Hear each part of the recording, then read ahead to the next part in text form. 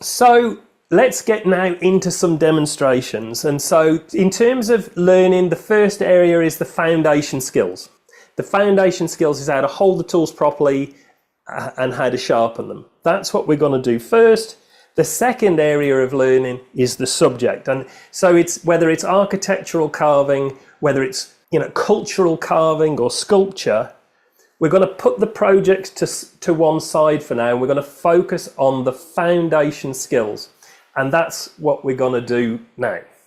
So our first job is 6 techniques, 6 ways to hold your tool. So first of all, the first few techniques is how to hold the tool properly. And the first technique we're going to call a pinch position.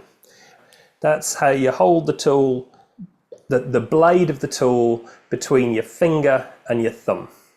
And it doesn't matter if you're left or right-handed, just hold the tool in whichever hand is most comfortable. So that's number 1, and we're going to put these techniques to practice on those designs that we're going to show you in a little while. So pinch position. The next technique is a fist position. So this is where you need a little bit of extra grip on the tool. The cutting edge, the blade is next to your little finger, and it just helps you to have a little bit extra grip. Fist position. Do you hold it in your dominant hand in the fist position? Left or right, doesn't matter. Yeah, whichever one you're comfortable with, okay. Left or right. There's a little rule that comes with this that we'll come to later. So with your basic set of tools, pinch position, fist position is how you hold the tool. Now, whether you're holding in the pinch position or the fist position, this hand that's holding the tool must always be anchored to the work or the work surface. It's like a braking mechanism. It's going to stop you from slipping. So if I'm holding it in the pinch position, the hand that is holding the tool is in contact with the work. If I'm in the fist position, the hand's in contact with the work, or the arm of the hand is in contact with the work. Pinch, fist, it's always anchored. So that's 3 ways to hold the tool. That's it. Well, actually 2, but just making sure it's always anchored. Now we're going to talk about actually cutting. So if you, this is where I'm prepared. I went to a bakery this morning. Look at that. Excellent. It is. So if we wanted to push down, this is a super fresh loaf of bread, fresh loaf of bread and a nice bread knife. It's sharp. But if I just push down on that loaf, what's going to happen? It's not going to cut. It's just going to push it. Yeah. Just kind of but smash as soon as I slide the cut, then as soon as I slide the knife, the cut becomes more effective. And so it doesn't matter how squishy that is, when I slide the knife, it becomes more effective. So that same rule applies with a carving tool. So if I want to remove timber, if I'm just pushing, particularly across grain, this is just builder's pine. So it's quite an open grain. If I push that through, and I'll get our timber here. If I'm just pushing through, I'm going to push all these fibres out. If we think of timber like a bunch of long drinking straws, if I'm just pushing and not sliding, and I'll actually demonstrate what I mean, I'm going to push these fibres out. So if I use the edge of the tool and I slide, I get a nice cut. So can you see I'm using the whole section of the tool to slide, yeah? And you get a lovely polished cut. Sliding. Now, if I want to move a load of timber and I want to move it quickly, that's going to take a while. And the other thing is that you really shouldn't be putting body weight behind the tool. Everything needs to be nice and effortless. So we would use a mallet. Now, if we're using a mallet, we have to combine fist position, anchor, and you see how the cutting edge is next to my little finger. Mm-hmm. So as I tap the handle of the mallet, the anchor is firmly in place on the timber. Can you see that? Yeah. And how that tool is motivated forward with each tap, but the anchor in hand is preventing it from cutting. So all I now need to do is increase the angle. So I'm increasing the angle as I cut, and then the cut becomes more effective.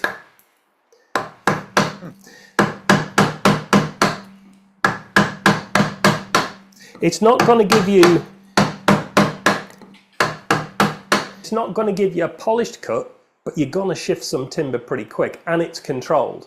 So it's fist position, it's anchored, and I'm able to, with great control, move some timber. The important thing is I can hit it as hard as I want, but still remove quite a limited amount of timber. It's all control in here. Pinch position, fist position, it's always anchored. I can slide or I can use a tapping technique, and that is it. That's it. That's 5 things to remember, but the 6th technique is why it doesn't matter if you're left-handed or right-handed, because there's a rule, Chad, which is if you're carving to the left-hand side of the bench, you hold the tool in your left hand, and if you're carving to the right-hand side of the bench, you hold it in the right. Why you would do that is because if you're limiting yourself to holding this in one hand, because timber carves in different directions, which is what we're going to get into next, and I'll illustrate that. Because you're carving in different directions, if I'm carving to round that over, if I'm carving this corner over, I'm going to hold it in my left hand. But if I'm now wanting to round this over, this corner, I've either got to move myself or the work, which is going to be uncomfortable. So we want to stay centrally located in the work. You notice the work is the same height as my elbow when I'm standing nice and tall. So I'm not going to hurt my back. So if I'm rounding this side over, I'm going to use this hand. If I'm working that, I'm going to use that hand. And it sounds awkward, but it's just practice. It's like riding a bike. Once you get into the rhythm of it, you wouldn't even think about it. Yeah, that makes sense. I mean, it's just, these are foundation skills to get right. And those projects that I showed you that you can download are all, the idea of that is to drum in those techniques. It's going to ask you to carve in lots of different directions. I'll see if I can find a really basic project. So this little one here, for example, it's not about learning how to carve a flower, whilst you could use that on a box or on your turning on a lid or on a beam or on a fireplace. You can use these decorations, but this design is about getting you to carve in all different directions while you're standing nice and straight in front of your workbench. Question on your mallet, are they always round or are they ever square? So generally a carver's mallet are round. And there's different types of mallets you can get. So this is a nice brass one, it's heavy. I'd hold it by the head of the mallet. So it's just weighty. I'm not having to put in a massive amount of effort to put power into the tool. This is timber one, a bit lighter. You'd hold it by the handle, or you could hold it by the head. It just means that as I'm working, it doesn't matter the orientation that is in my hand, I've always got a nice striking surface. You can use a flat. You can use a flat mallet, and in fact in some cultures they will use a flat piece of timber. So it's not a fixed rule, but generally a round mallet is the easiest tool to use. Well, I think most of us are wood turners, so they're going to be round. Yes, so you can turn one.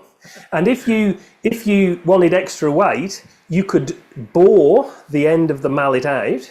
And I had a friend who made one of these for me, and he put lead inside and then put a dowel over the top of it, and it gave it a bit of extra weight. So what we're going to do is now illustrate why you need to be able to use both hands to carve both directions. So if we look at this bunch of drinking straws again, if I want to round this corner over, I would need to carve in that direction. If I want to round this corner over, I've got to carve in that direction. Does that make sense? Mm-hmm. If I want to radius this corner here, I'm going to have to carve in that direction, this direction.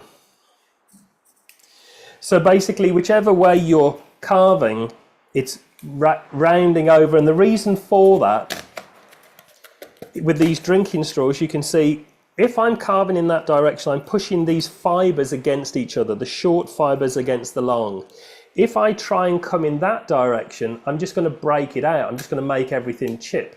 So I've got to carve in this way. Does that make sense? And I'll show you actually on this piece of timber, right hand carve into the right hand side of the bench. If I carve in that direction, lovely polished cut.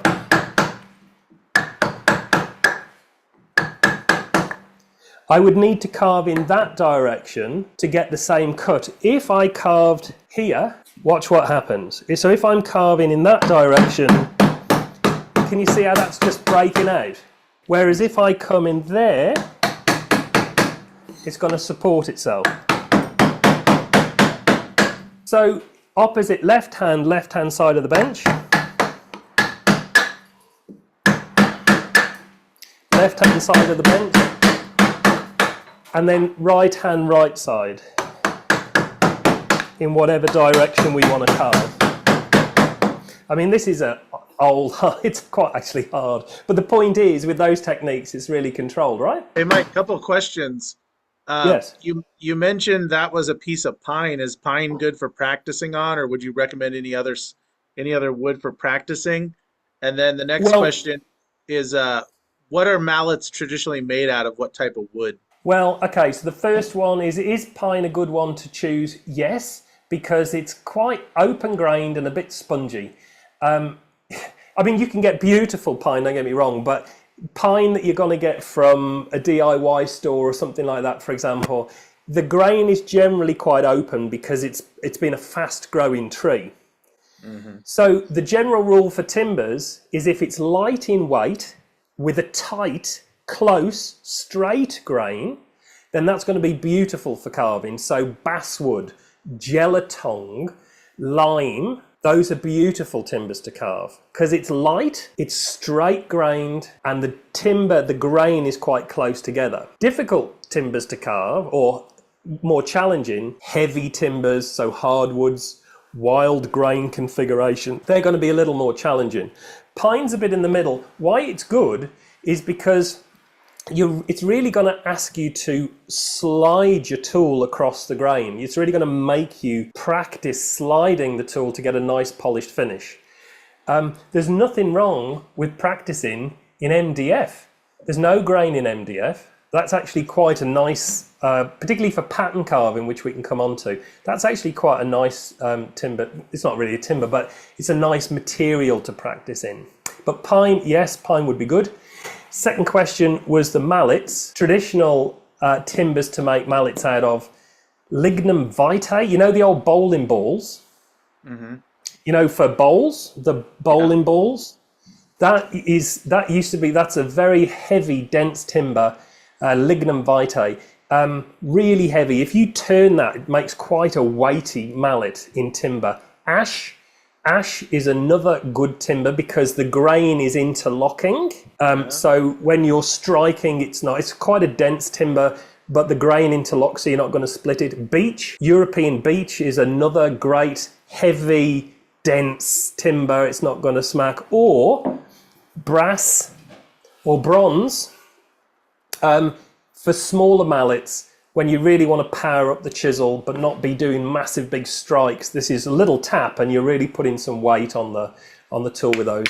Techniques, 6 techniques. We've done understanding the directions of carving timber. And so what we're going to do now is put all of that to practice using our limited selection of tools into 6 designs that you could use for turning, furniture making, toy making, signs, whatever. So we'll do 6 very simple techniques.